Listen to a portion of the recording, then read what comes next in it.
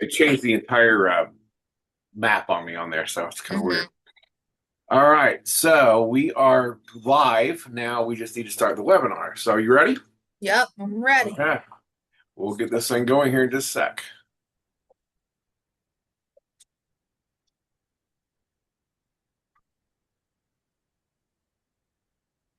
Well, hello. I'm very excited today. I'm Jim Morgan. I am with Caring Transitions, but we are today here with our Life's Co-Pilot outreach program, trying to bring free information to our seniors' families, our seniors' caregivers, and stuff like that. This all started because I was dealing with taking care of my own senior families for 20 years, and it's so hard to get all this information in a free source. So that's what we do here. So today we're excited because we have our speaker, Holly Hess, and she is very much involved in the dementia stuff at CICOA. I got all kinds of alphabet soup here of stuff that you have designations on, and but you're the dementia outreach specialist. I know that much. You are the dementia friendly Indianapolis liaison Yep, and Dementia Friends Indiana State lead, and so yep. there's all this alphabet soup. Okay, so in other words, this lady is very credentialed in all this stuff. So, hi, I'm going to let you introduce yourself. You know who you're with, what you do there, and let's go from there. Well, thanks so much for having me today. Like Jim said, my name's Holly. I'm the Dementia Outreach Specialist at CICOA. So every AAA in the state has someone that is doing dementia outreach and education. So this is a state-funded program. But my background before I was in this role, I worked as a CNA in long-term care and home health, so got hands-on experience taking care of seniors, people living with dementia. And I also have my master's and bachelor's in healthcare management. And that's actually how I got connected with CICOA. I did my internship here for grad school, got a full time role, been here for I think it'll be 3 years tomorrow, which is very Well, exciting. congratulations. Thank you for that. So that's just a little background on me. But like Jim was saying, I do have some different certifications, the certified dementia practitioner, the memory care professional. So basically, I feel like I know a lot about dementia. And if you have any questions, feel free to reach out to me. My email will be in the slides, but I'll go ahead and start sharing if that's okay. Please do. Okay.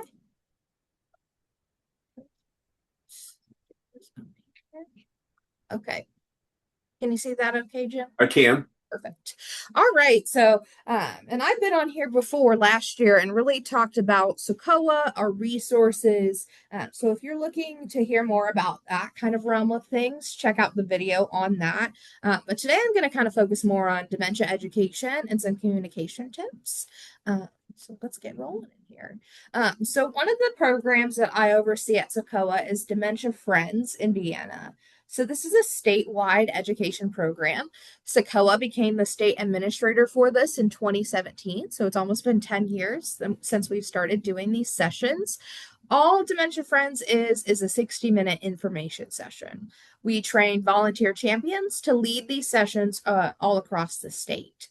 So really the goal of these sessions is to advance our understanding of dementia, but also reduce the stigma associated with it. There are so many misconceptions out there, and then we're just really trying to clear those up and encourage people to be supportive dementia friends in their community and figure out what they can do to support those living with dementia and their care partners.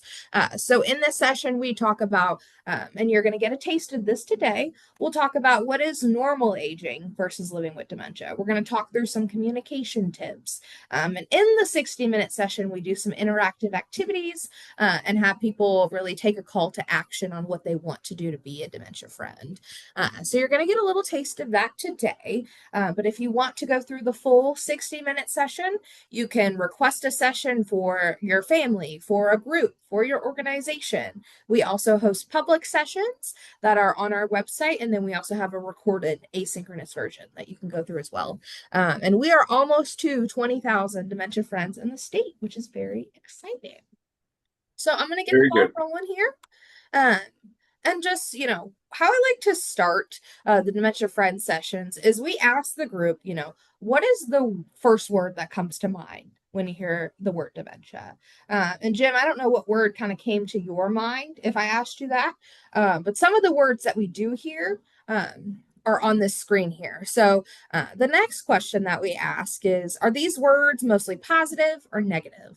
And most of the time, they are pretty negative. So the one thing I encourage you to take away from this, if anything, is just how you're talking about dementia.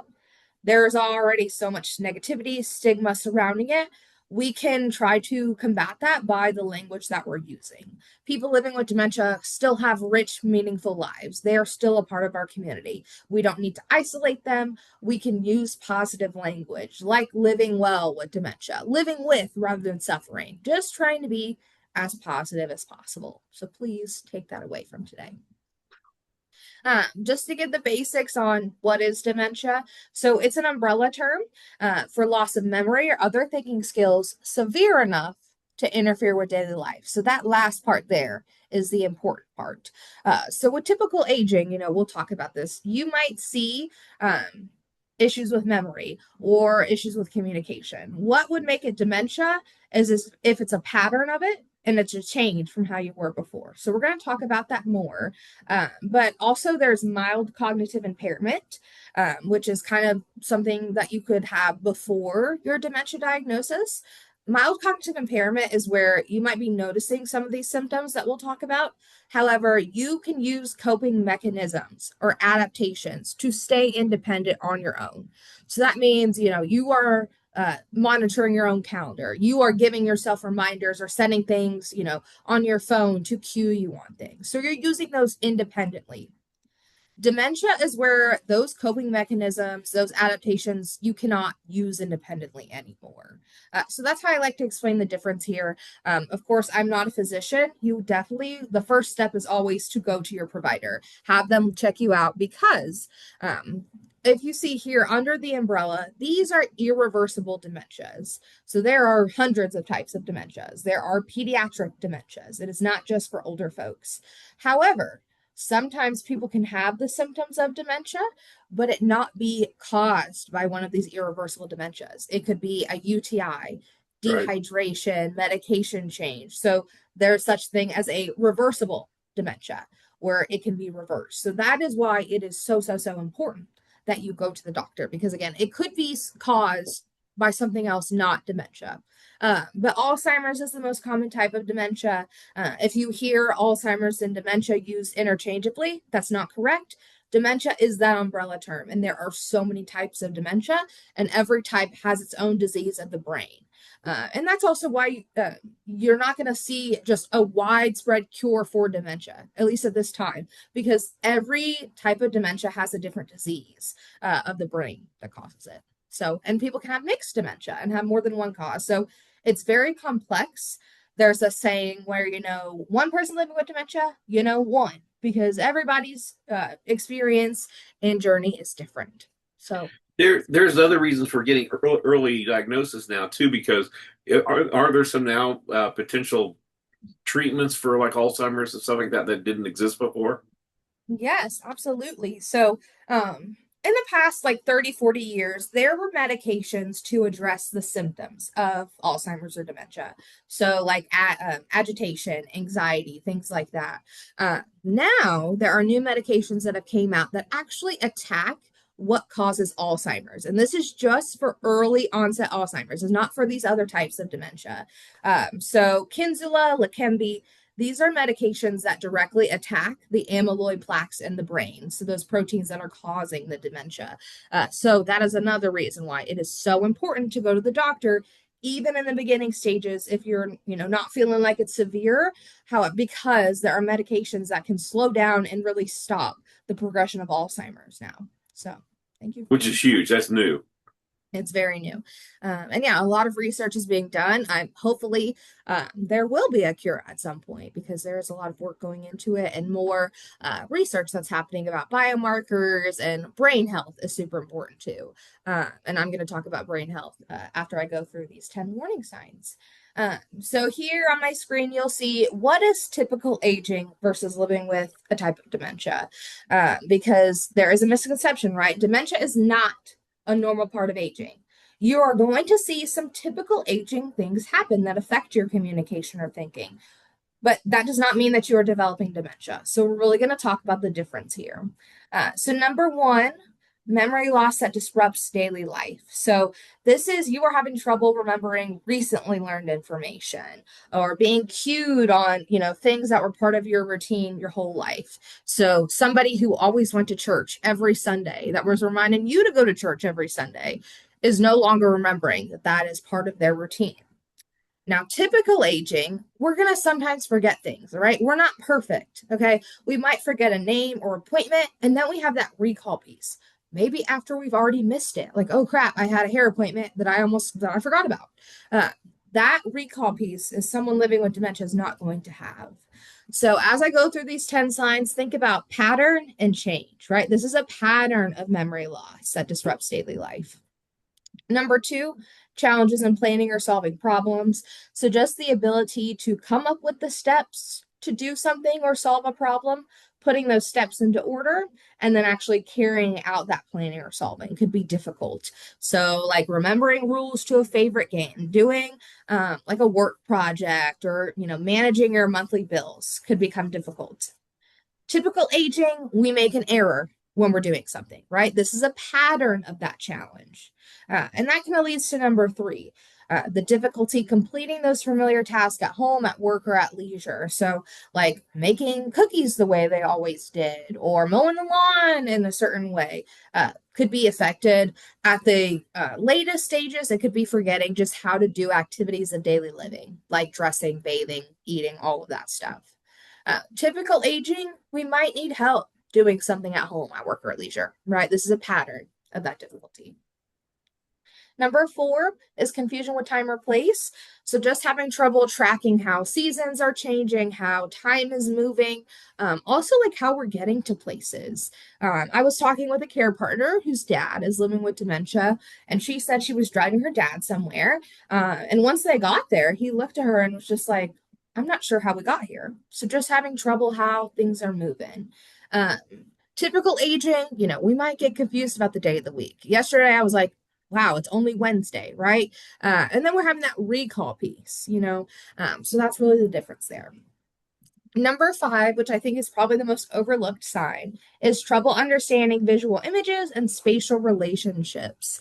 So having trouble with depth perception, things being in peripheral vision. So, and I think even for normal aging adults, if something is not at our eye level, we're probably not going to see it. It's going to be difficult, right? So signage needs to be at eye level for especially people living with dementia, but I think for everybody, because it could be hard for them to notice that. Color contrast is also affected. So if somebody living with dementia walks into an all white bathroom, and we're like, wow, this bathroom is so clean and nice. But it's really hard for somebody living with dementia to be able to distinguish what is what in the bathroom, because especially with that glare, it's going to be harder for them to be independent in there. So color contrast is super important in any space. Because even like a table and chair, if it's the same color, it could be hard for them to see that depth perception. Even with dimensional losses, sometimes things that are 3D they couldn't really tell that, and it could be like 2D to them. So different issues there. Typical aging, vision changes related to cataracts, not necessarily what I'm talking about here. So those are our first five. Number six, new problems with words and speaking or writing. So we'll talk more about communication in a second. So I'm going to keep moving. But typical aging, we sometimes have trouble finding that right word. Number seven, misplacing things and losing the ability to retrace steps. So that last part there is really important, because in typical aging, right, we're going to lose things. We're not perfect. Now, if I lost my keys, I would say, well, the last place I saw my keys was the kitchen. And I would at least try to retrace my steps, even if I can't find it. That retracing of the steps, going back to the issues of planning or solving problems, that's going to be difficult for somebody living with dementia. And that is why they might accuse someone else of stealing it, because they literally just can't fathom how they would have lost it. It's hard for them to make that process connect. So that's number seven. Number eight is decreased or poor judgment. So having trouble determining who's a safe person, who is trying to take advantage of me, being more susceptible to scam callers, or just maybe having different social settings, or maybe, cussing in a certain situation where they didn't normally cuss. And a real life example from a CICOA client. She was living downtown in one of these high rise buildings, and she was getting transportation to get her groceries. She would get dropped off at the lobby, and she would need someone within the lobby to help her get her groceries up. Because of this decreased or poor judgment, unsafe people were asking to help her, and she got money stolen from her because of this. So it's harder for them to determine that, and being more susceptible to people taking advantage of them. Typical aging, we're going to make bad decisions. Remember, this is a pattern of that decreased or poor judgment. Number 9, withdraw from work or social activities. So this could be due to two different reasons. The memory of it is diminished, so that makes them want to withdraw, or their own stigma. They're fearful to ask for help. They're fearful that people may make fun of them or judge them if they have difficulty doing something the way they used to. And that is why it's so important that we're supportive and that we welcome and try to help those experiencing any changes. I think just as humans, we should just be willing to help people. And the last one here, changes in mood or personality. So just being more susceptible to being more fearful, anxious, confused, especially in unfamiliar places. Typical aging, we have a way that we want to do things that we don't like when that's disrupted. Totally different there. So that's the 10 signs. And I just wanted to mention some other terms too that I thought could be helpful for the group. There is a term called retrogenesis. So this is a theory, kind of like a pendulum swing of how dementia affects someone. So let's say, we're born, we're going through elementary and going through school, or, we're aging normally. Then we're, senior and we made our dementia diagnosis. So we're over here at this part of the swing. As dementia starts to affect the brain, they start to go in reverse order, and we can kind of say it's their functional age. So for example, if someone is calling out for their husband, they might be kind of in their younger adulthood. If they are calling out for their kids or their mom, right, they could be on different parts of the swing. Even to the end where maybe they become nonverbal. They're only saying yes, no. They're only doing body expressions. That's like how we were when we were babies. So again, it's kind of like a pendulum swing of how dementia affects the person. So that's retrogenesis. And then also there's a term called anosognosia. And this can be in any condition, not just dementia, where someone is unable to recognize the changes that they're experiencing. So for example, let's say we're going on a trip and, the person living with dementia wants to pack their own bag, right? We've all been on trips. We've all packed our own bag before. So as the care partner, we want to empower them to stay independent. So we allow them to attempt to pack their bag, right? And then maybe once the person is sleeping or doing something else, we look in their bag and we notice they don't have the right things for the trip. So again, really important to allow them to be as independent as possible. Just again, identifying where you could help them is maybe, making sure they have the right things when it is time for doing so.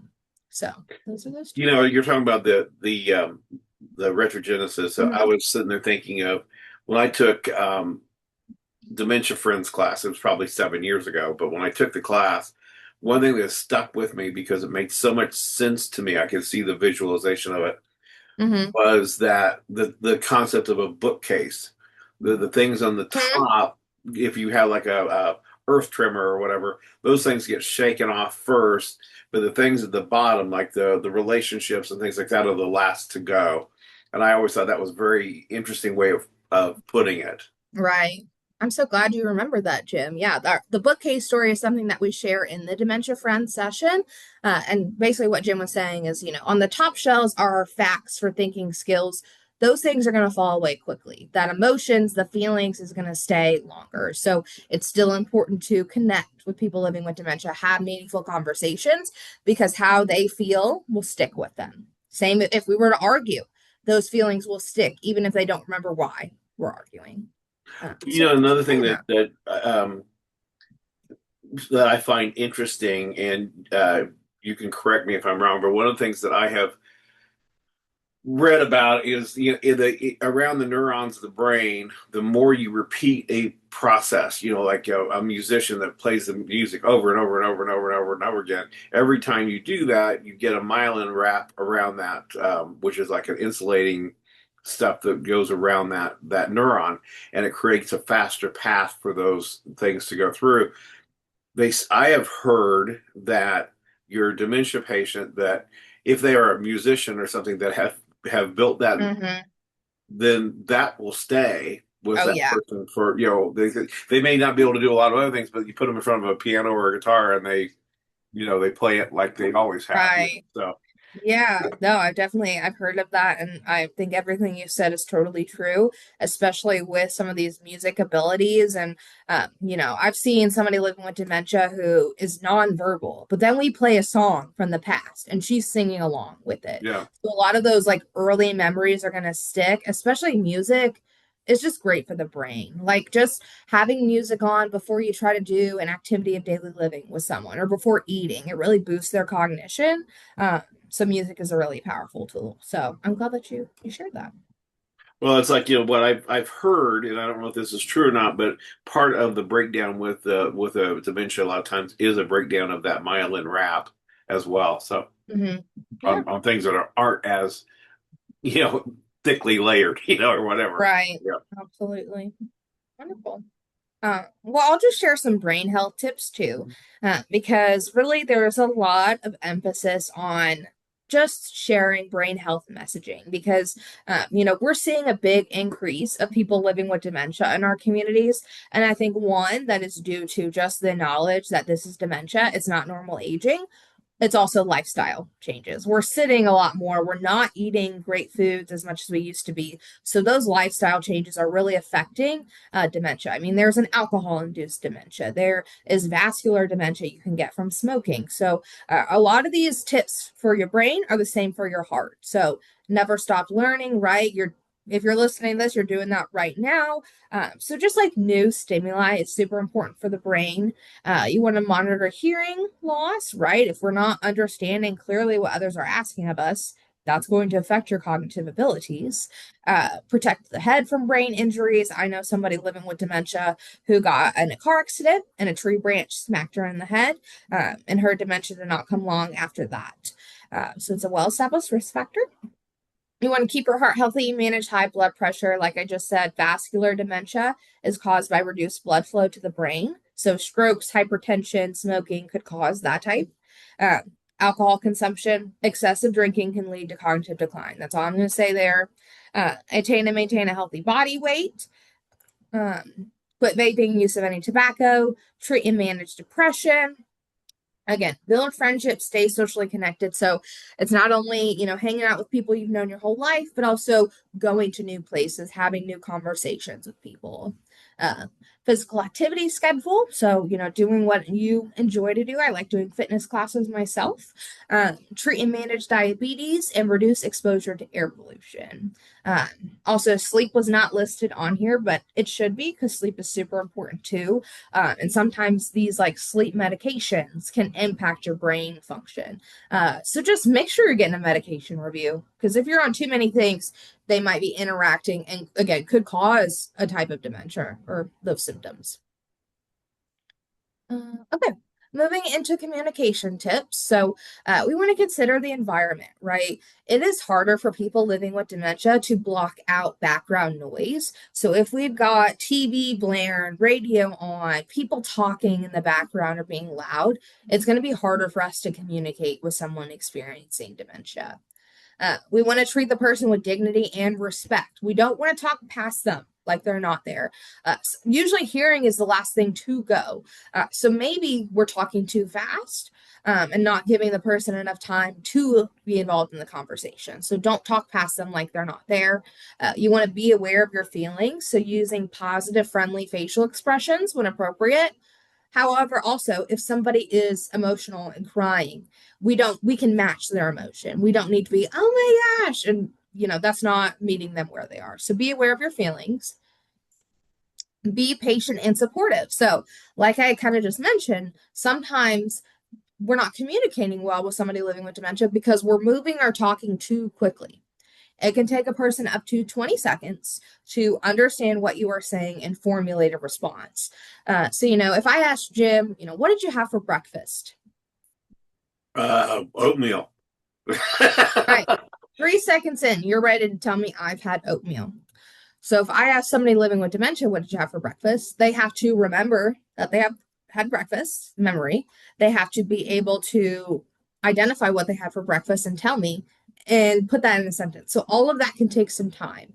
So just give people time to respond. Wait about 30 seconds, then repeat yourself because you might just be moving too fast.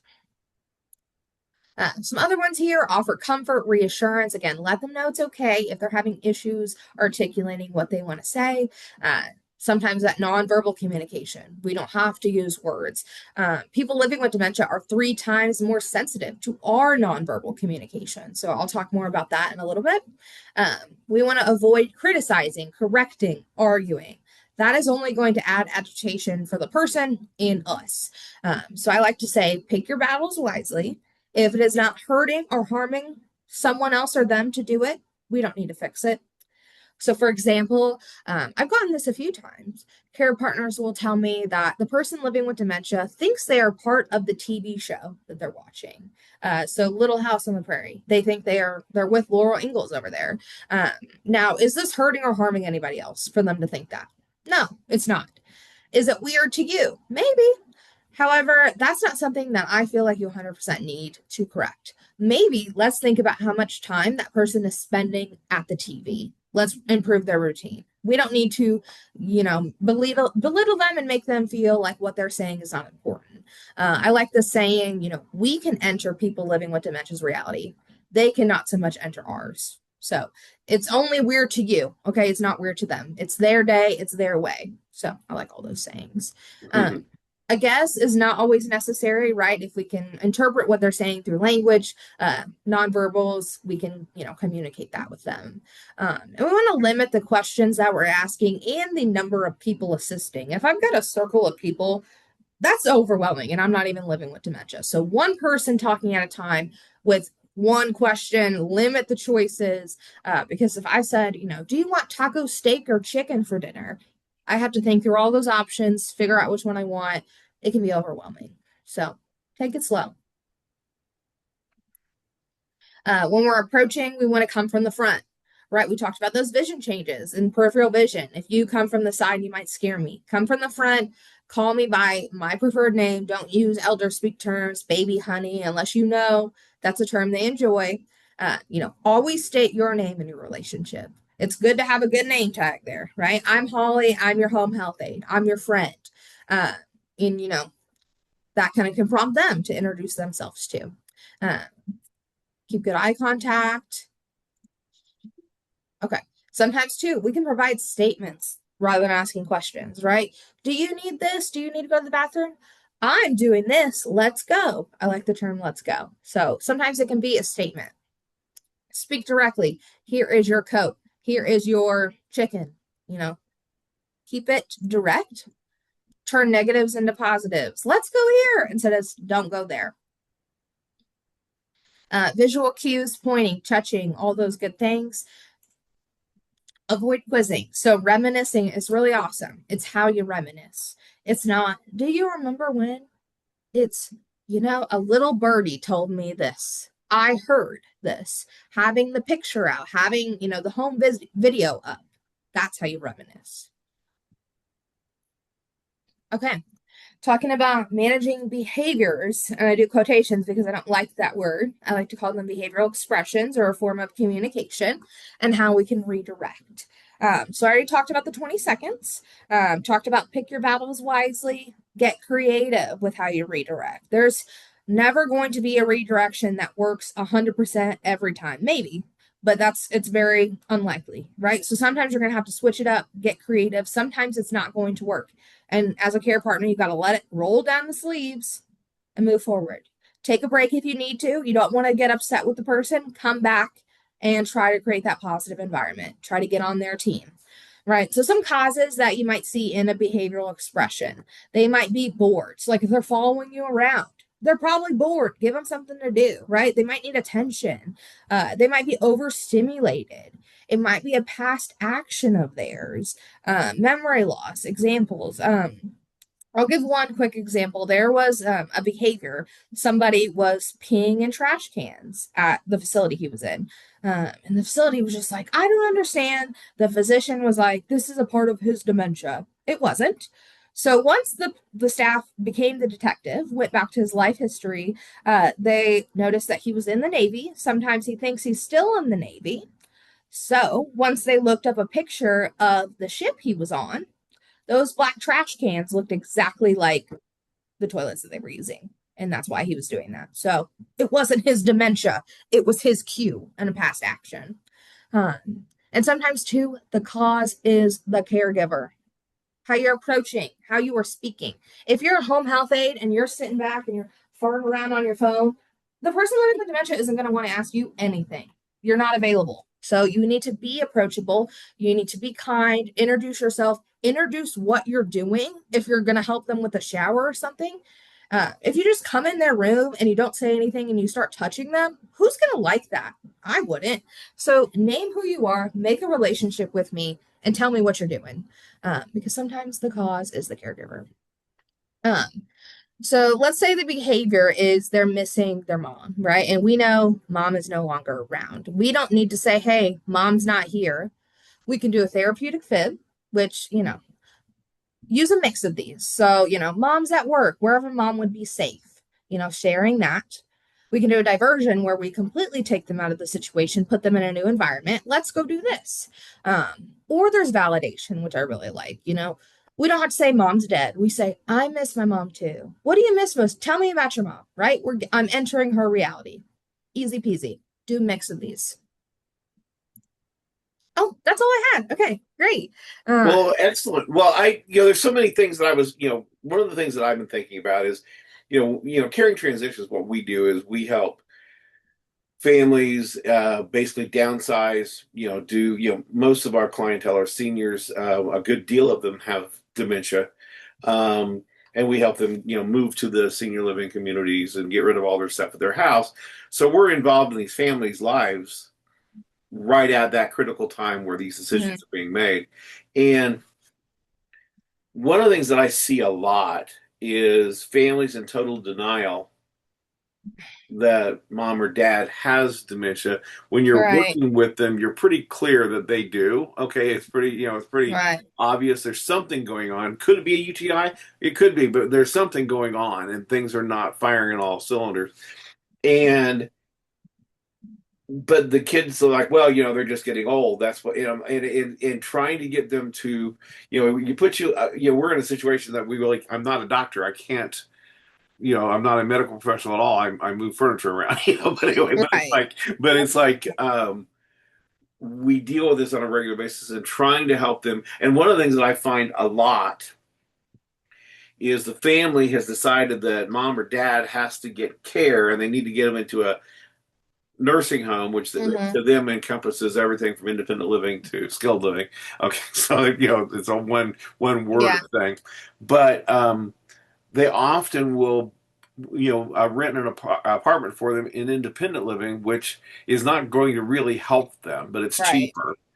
And so I'm always in this thing trying to walk this tightrope going, well, you might want to look at this, you might want to right. think of this, trying to help people gather with this information, but it seems to be a real challenge.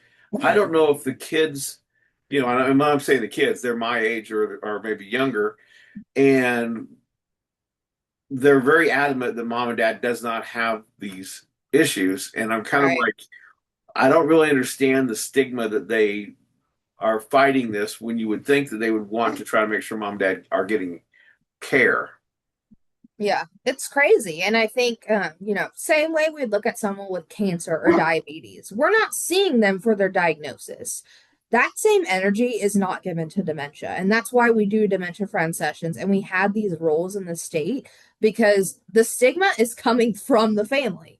Right. And, right. And that as they age, they internalize that stigma. So even with our youth, we're doing youth dementia friend sessions. We don't want people to grow up feeling like dementia is something to avoid, be scared of sharing, because guess what? People living with dementia can still live rich and meaningful lives. They can still be a part of things. They might need help with a certain part of the thing, but they can still make relationships, have positive interactions. And it's not something to be scared of, it's something to be aware of and be prepared.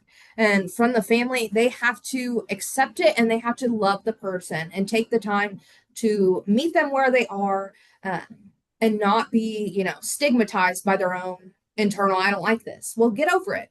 This is your situation. This is reality. There are lots of great resources out there.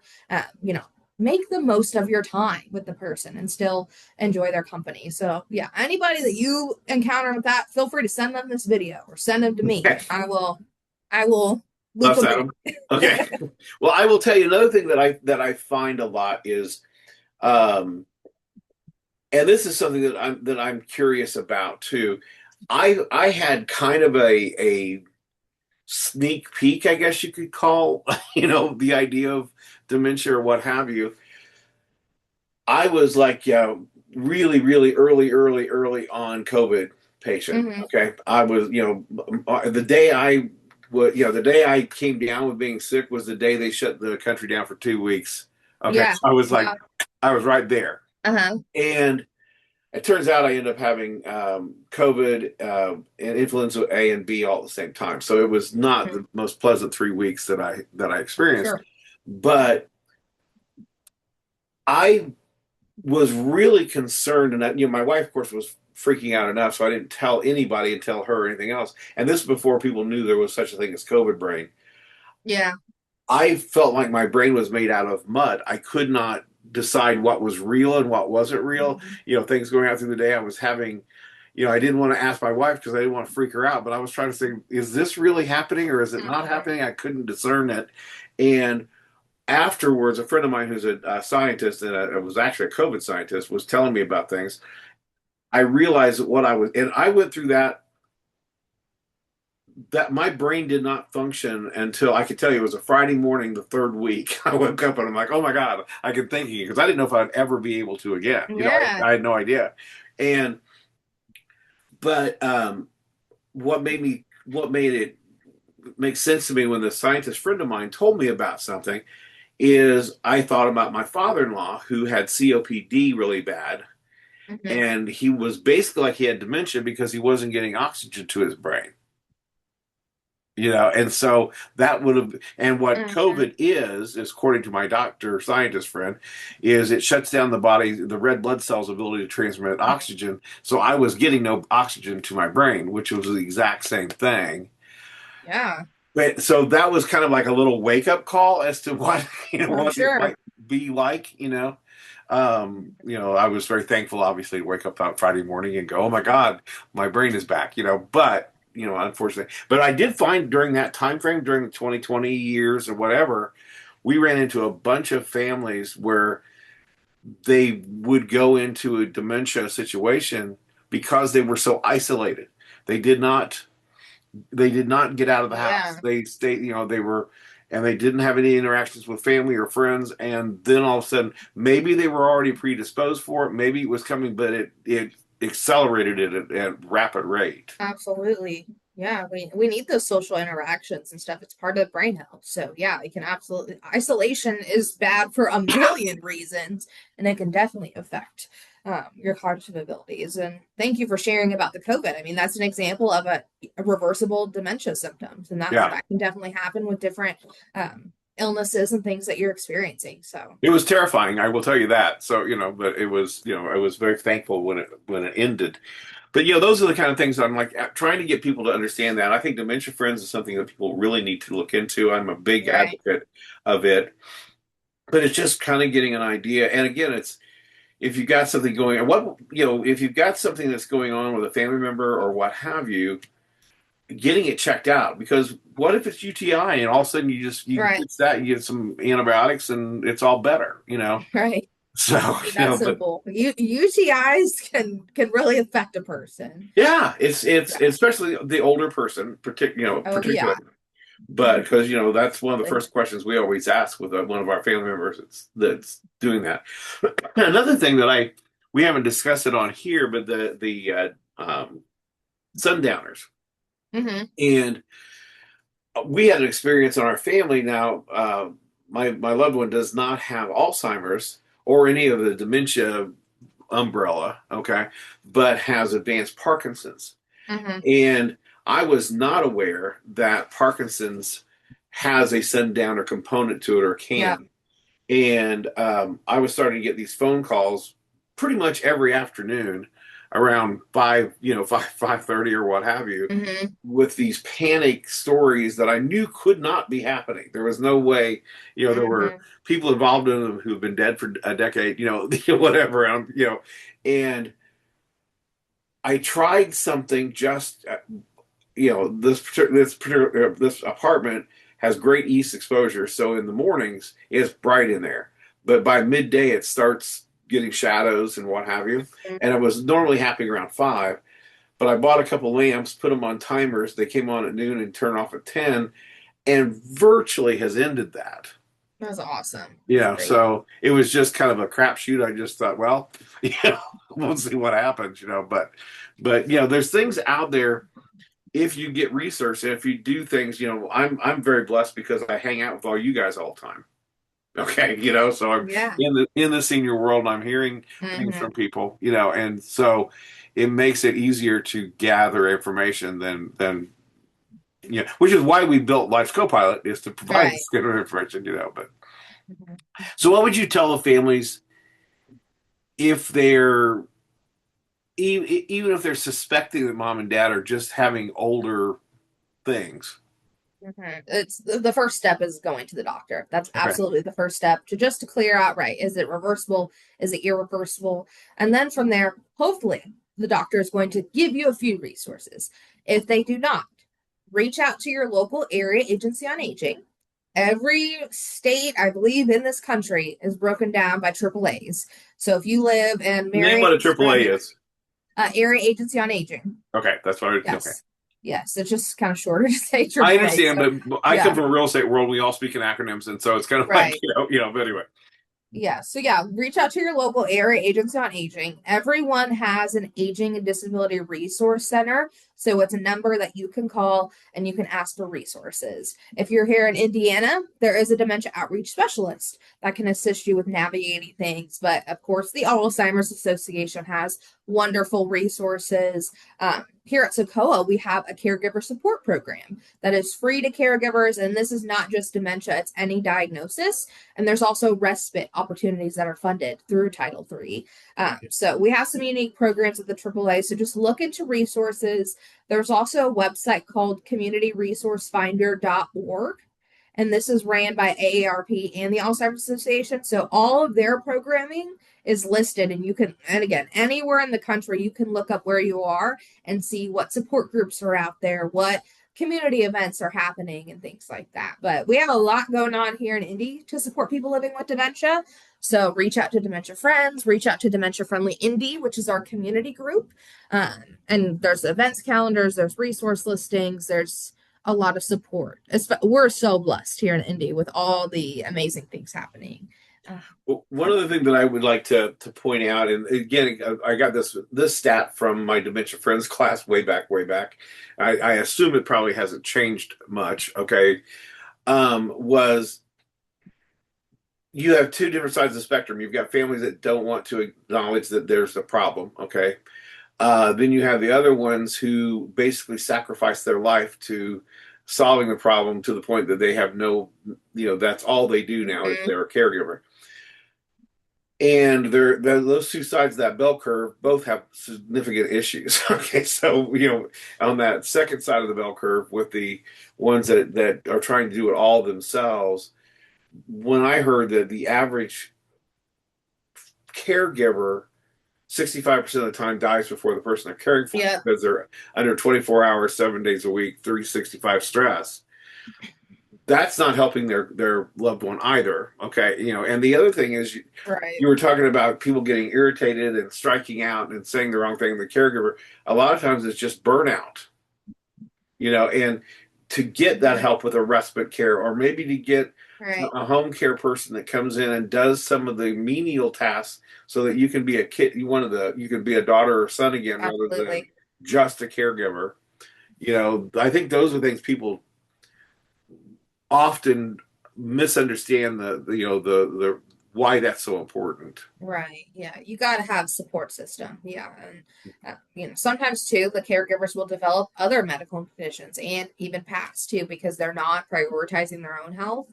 You have to be able to take care of yourself before you can take care of somebody else. You need a support system. Also, you need to be able to define what you need from someone else, right? If somebody asks, what can I do to help you? Be able to identify one or two things that they could do, picking up the medication, hanging out with the person for an hour, because there is compassion fatigue where you don't even want to be nice to yourself or anyone else because you're so burnt out. And we don't want care partners to get that way. And it's very easy to do so if you are doing 24/7 care and that is your life. When care partners also have a life that they need to enjoy and be enriched into. Well, I appreciate this. Thank you so much. I'll make sure to have your contact information on the video as well, Okay. without having to watch it all the way through to get to the slide. So it'll be underneath there as well for people to get to. So thank you so much for sharing with us. It was great to do it. I think it's Great. information that, there's so many people with some form of dementia that, I've heard that 1 in 3 households have a caregiver. Now it's for multiple things besides dementia. Right. But this is not a uncommon situation for people to be dealing with. No, it is not. And I appreciate you having me. It was wonderful to get to speak on here again. All And I'm right. sure Well, thank you I'll much. see you around. I'll see you soon. All right. Take care. Bye All bye. right. Bye.